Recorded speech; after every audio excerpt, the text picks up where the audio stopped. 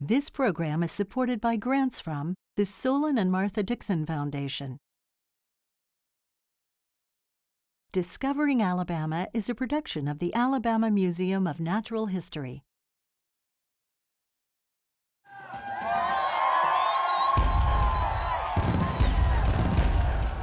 In 2019, Alabama partied.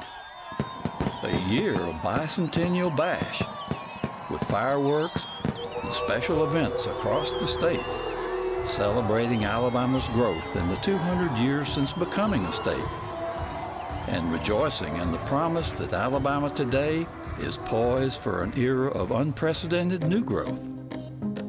Alabama today can proudly proclaim its progress, from a once primitive territory to a modernized region with impressive cities, highways, and airports throughout the state, with centers of science and technology important to the world, with major industries that invite the envy of the world, with a fine port and state docks connecting Alabama to ports of commerce around the world.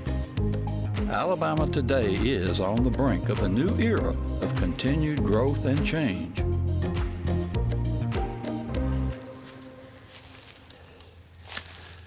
The Alabama Bicentennial. Certainly an apt occasion to reflect on how the state has changed in its first 200 years, from a sparsely populated territory to now a well-inhabited region with a population of around 5 million and ever growing. Our bicentennial is also an apt occasion to think about how the state might change over its next 200 years, especially how the nature of Alabama might change.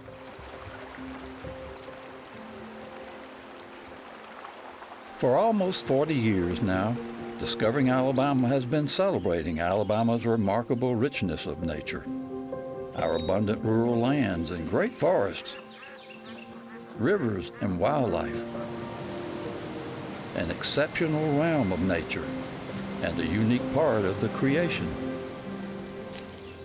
But we Alabamians would be wise to recognize that we could someday lose our natural abundance as the world of accelerating change comes our way. I'm Doug Phillips. Join me as we look at some troubling environmental realities in the world today and how these could eventually bring dramatic consequences for Alabama's environmental future.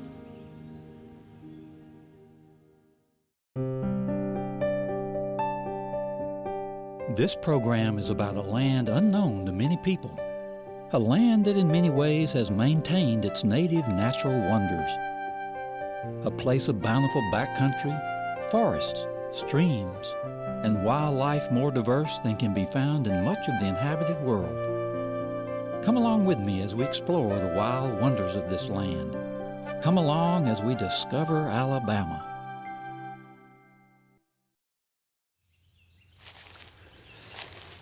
Welcome to Discovering Alabama, and welcome aboard for a bit of time travel, looking down on the very essence of this land, Alabama, our beautiful natural environment. The bicentennial took us back 200 years from the time of statehood up to present times. Now let's peer ahead into the future over the next 200 years, say up to the time of the Quadricentennial.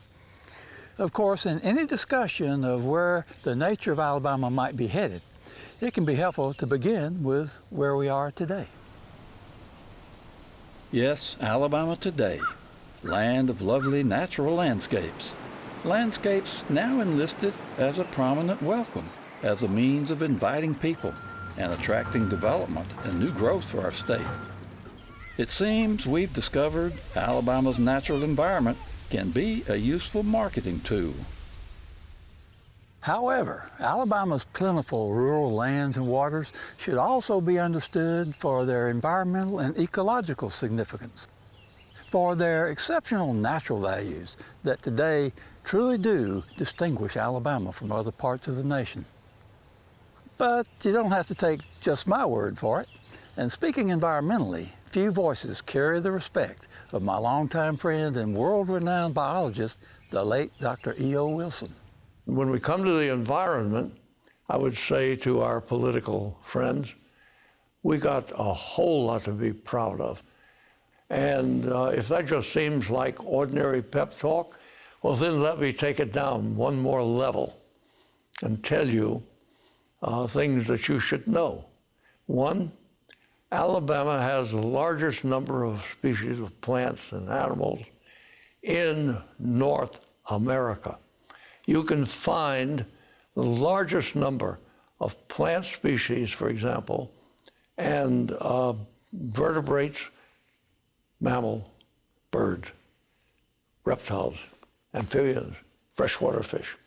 You can find the largest number of species native to a state in Alabama. As science underscores the increasing urgency for understanding and protecting the environment, those who study the natural world are finding Alabama is number one. We brought 12 students down here from Dickinson College in Carlisle, Pennsylvania. All the students are part of a course that I teach up there called Natural History of Vertebrates. The reason why we come to Alabama is it is an amazing hotspot of biodiversity down here. The invertebrate fauna, the vertebrate fauna, and the plants are just amazing. And I think that the value of that is just irreplaceable. Actually, there are many respected experts who readily confirm the significance of Alabama's unique plenitude of nature. Being from Alabama, I'm very proud of Alabama and will always will be. I think in terms of what's special is what is really special is the tremendous biodiversity and geological diversity of this state. We've got so many different kinds of habitats and more. I mean, we have more turtles in Alabama than more species in any other state. Here in the southeastern United States, especially Alabama, we have the greatest concentration of aquatic animals anywhere in the world in an temperate environment. There are a whole suite of fishes, mussels, snails, plants that are found nowhere else in the world but in Alabama. I think that Alabama is a special place. It has, great natural resources. It has the Mobile Delta. It has great forests. It has mountains. It has a little bit of everything. It's in a way, it's kind of like America in miniature. And it's not overcrowded the way so much of the United States is today. We could go on and on cheering about Alabama's wealth of nature today. But in this show, I want us to think way past today, to think about the future from a long-term, big-picture perspective, and in context with where the larger world is headed. Planet-wise, we have nearly 8 billion people on this biosphere, adding 80 million plus every year. The environment, our biophysical milieu has to be able to assimilate and to absorb.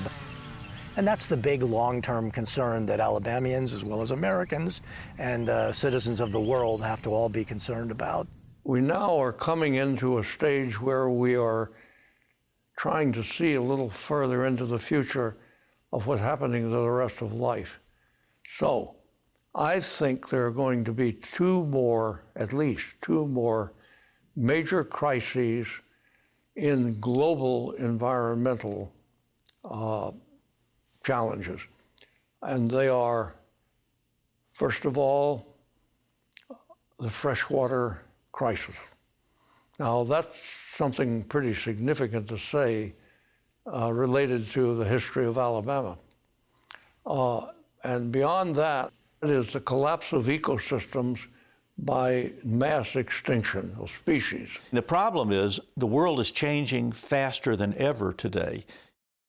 Alabama has this slogan, Alabama the Beautiful. And Alabama needs to think beyond marketing, think beyond slogans, and try to make that the reality of the place. We also need to start paying attention to where the world is going and how the world is changing. Alabama can prepare for the changes that are coming, or they can just ignore them, and we ignore them at our risk. And we just had our 200th birthday, 2019, and our Bicentennial Commission said, we're stepping into our 3rd century. So we ask ourselves, what does that mean? And we know that if Alabama continues with its large population increase, with Huntsville, with Birmingham, Mobile, but even the rural countryside, more and more people moving in, more and more land cleared, we will see dramatic changes in our environment. And it probably won't be what most of us assume is going to be there. We want to keep it beautiful and lush and biodiverse as it is, but that cannot continue with unchecked growth. Looking at global trends and conditions in the world today, there are some obvious realities relevant for us in Alabama. Not the least of these is the accelerating rate at which natural lands are already becoming developed lands.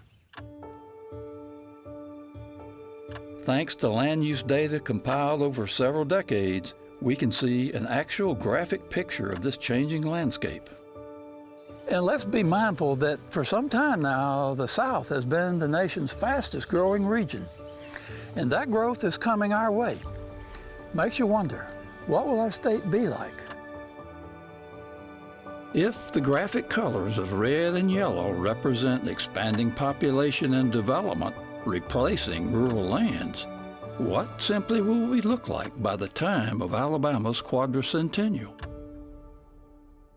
So if we were to assume that Alabama's population, that has taken a couple of hundred years to reach 5 million, if that population growth rate and the rate of developed land, or what we call sprawl, if that were to continue for those 200 years, by the time of the Quadricentennial, something like 80% of Alabama would be developed land, and the 20% remaining as open space would be heavily put upon by noise, by water pollution, by air pollution, by cars running over what wildlife remains and those fragmented habitats, etc.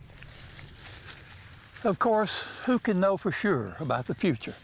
What was it Yogi Berra once said when somebody asked him to predict the series winner? Yogi said, "Oh, I never make predictions, especially about the future." Well, I'm not making any guaranteed predictions, but I would like to share my perspective on what could very well become Alabama's environmental fate. And I'm not alone in this perspective.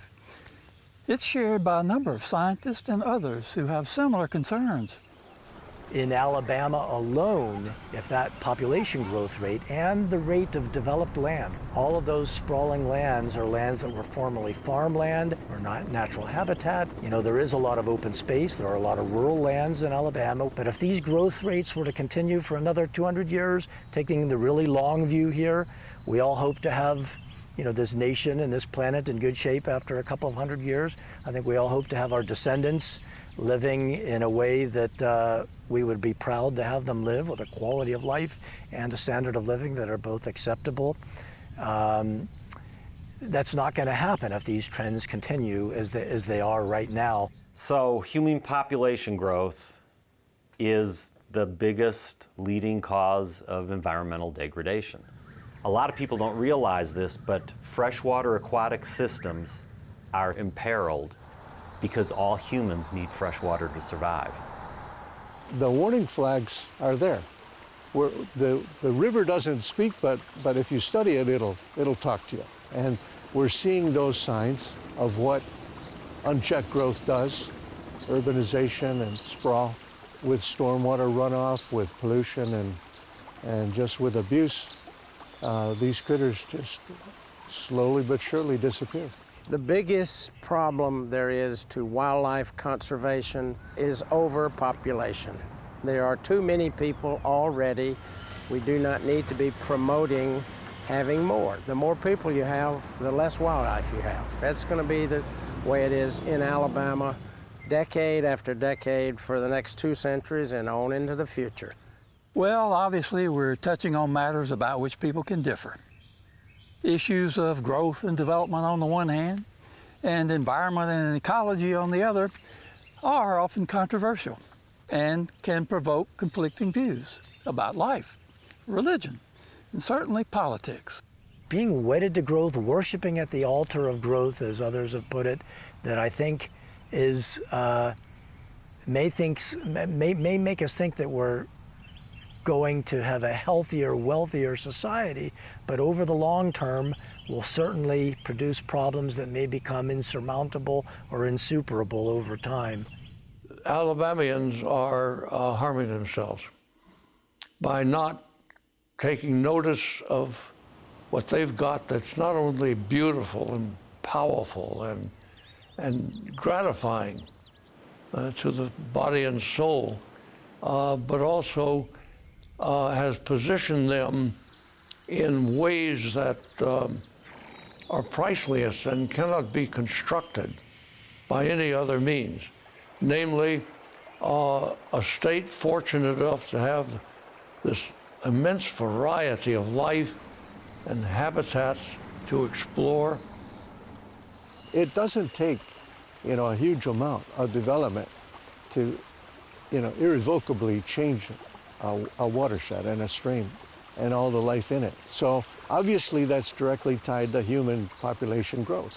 And Alabama is becoming a mecca. Our water supply is a magnet for dry areas of the country and world, and our forests the same. The beauty, natural beauty is all drawing people in, and it's a tough issue to say, what is the good life? If we keep going like we're going, we're not going to have this environment we have. It has survived this long because Alabama is fairly unpopulated and has been very rural. But the way we're embracing growth and inviting, sort of the Atlantification of Alabama, we're going to wreck it in no time. If we don't do a better job, we're going to lose what makes Alabama special before most people even know what's here. Of course, no one is claiming that all across our beautiful state there is impending environmental doom from overwhelming growth. In fact, there are parts of Alabama today that are struggling for growth, places where the local mayor will tell you, without new development, their community is dying. But again, in this show, we're looking way beyond today. We're hoping Alabama can manage for our economic needs without jeopardizing the defining essence of Alabama, the land. And this may require some new and innovative economic strategies, some new thinking that is careful to anticipate unintended consequences to the land. What, for example, might be the consequences of the popular false promise that we can have ever-expanding growth in balance with the environment? But balance doesn't mean always nibbling away at the remaining rural land. It's not balanced if in another 200 years, at the time of the Quadricentennial, 80% of the state is consumed by industrialization and urbanized land areas. That's not balanced. Right now, a lot of growth management means just doing everything possible to accommodate more growth. Contrary to the ignorant idea that having lots of backcountry makes Alabama backwards, it is this rural abundance that puts Alabama ahead, that makes us an economic leader in farm and forest production, and an environmental leader in watershed protection, wildlife habitat, and biodiversity. If Alabama wishes to avoid losing our exceptional realm of nature, Alabama will need to avoid losing our abundant rural lands. But this may ultimately prove a difficult challenge. In fact, given the rising rates of population growth and development across the South today, looking long-term, maybe we should ask if Alabama even needs to be promoting our state, trying aggressively to attract lots of growth. Rather, it would seem, our special part of the creation is a nice, plump, sitting duck for the rapidly crowding world. And maybe we should be aggressively preparing to sustain our uniquely abundant rural natural heritage. And lest anyone think the issue here is only about saving nature, no, it is also about saving some basic freedoms. Freedoms that we in Alabama today enjoy as integral to that rural heritage. Freedoms that will surely shrink away in a land of lots of sprawling growth. And it will produce a state that is overpopulated, overcrowded, more polluted, with a much lower quality of life, people living cheek to jowl. People will lose a lot of freedoms to be able to live close to country, that the wild country or wild lands or open space that they can easily access. They will see a lot less wildlife. There will be a lot fewer opportunities for hunting and fishing that is desirable, that doesn't have someone standing on 10 yards either side of you firing a gun or casting a rod. Now, I suppose there are those who might think this show is just a bunch of warmed over old environmental stuff. Extremism they can't agree with. But no, our concern is rather basic and can be pretty much summed up in 2 points that I think most of us can easily agree with. One, most of us really don't want Alabama to become heavily populated and developed, losing our rural abundance, becoming crowded, environmentally diminished, and with a high cost of living like many other places. And two, if accelerating growth continues across the South as is presently occurring, Alabama will someday end up that way. But you know, no place in the world today will stay special by accident, for the reason that I just said, because the world is changing faster than ever. And so you can either let change happen to you, or you can direct it in a way that you can tolerate and that you can like. And too often times, as I've said, in Alabama, we've just let whatever came along come along, and unplanned change will simply destroy everything that Alabama loves. Somehow I think we just need to appreciate the biological side of our state and listen to people that really know what our resources are saying, you know, how they are changing, and bring that into the conversation, because right now it's largely missing.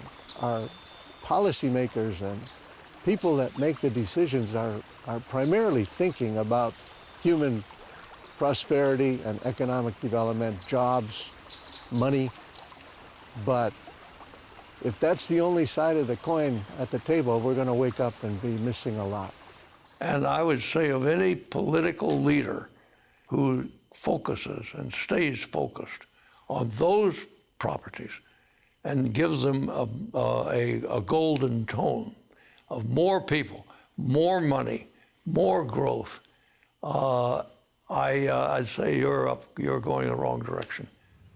But actually, there's a third point I think most all of us know.